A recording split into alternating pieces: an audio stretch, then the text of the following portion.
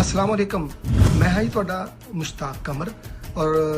अज असी 21 फरवरी के हवाले नाल तुहाडे नाल गल करांगे क्योंकि FM 95 पंजाब रंग कोई भी वेला होवे, कोई भी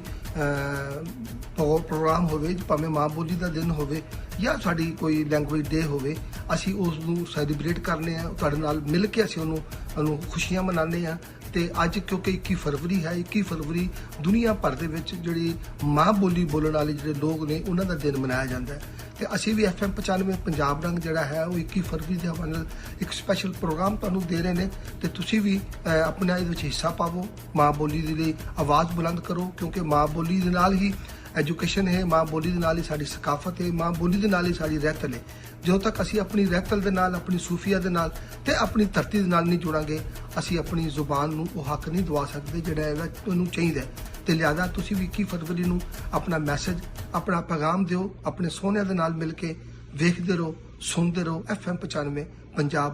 रंग जिंदगी दे।